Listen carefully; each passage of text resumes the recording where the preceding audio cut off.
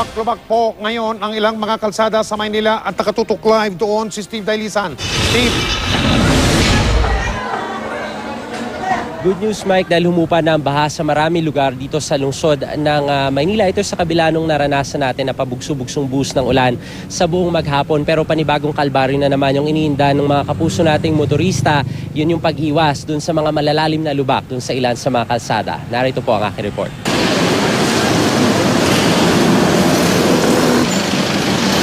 Patalbog-talbog. Gulatan, swerte kung may sapat na oras para umiwas. Ang potholes o lubak balik sa mga kalsada matapos ang ilang araw na pag-ulan na nagresulta sa baha. Sa port area bahagi ng Quay Bonifacio halimbawa, todo iwas na lang ang mga sasakyan. Mistulang sungka kasi ang aspaltadong kalsada.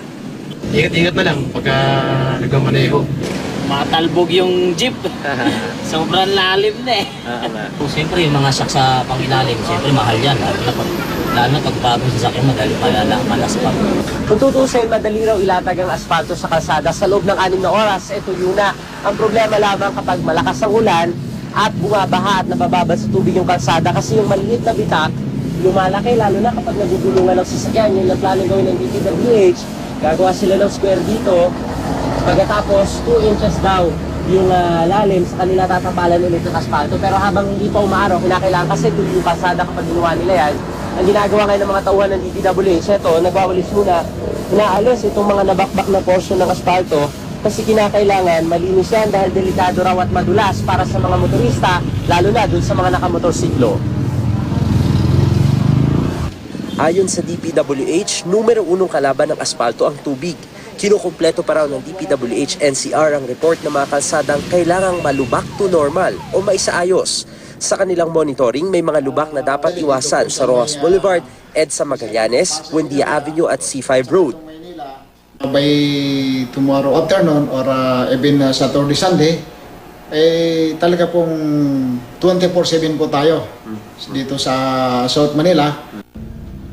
Mabuti na lang humupa ng baha sa ilang lugar sa Maynila. Pero may naiwan pa rin gutter deep na tubig sa P. Burgos Street sa tapat ng Manila City Hall. Kanina puspusan ang paglilinis sa kanal para dumaloy ang tubig. Plano ng MMDA palawakin pa ang drainage dahil hindi na raw kaya ang volume ng tubig tuwing malakas ang ulan. Ang Lagos Nilad na nagmistulang swimming pool nadaanan na muli kaninang umaga. Planong maglagay ng MMDA ng karagdagang pumping station sa Lagos Nilad para mabilis na humupa ang baha. Mike, dun sa mga kapuso nating motorista na marahil maninibago, isa raw sa palatandaan na may lubak sa kalsadang inyong daraanan yung pagkakaroon ng tubig. Pag nakita niyo yan, magdahan-dahan na kayo. Doon naman sa mga commuter, yung mga pasahero ng jeep at bus, ugaling hong kumapit doon sa handrail para maiwasan na kayo ay mauntog at magkabukol pa.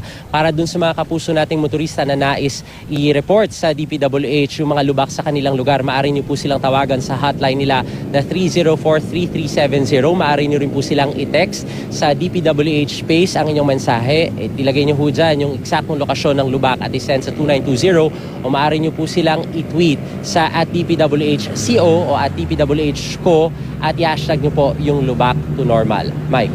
Maraming salamat, Steve Dailisa.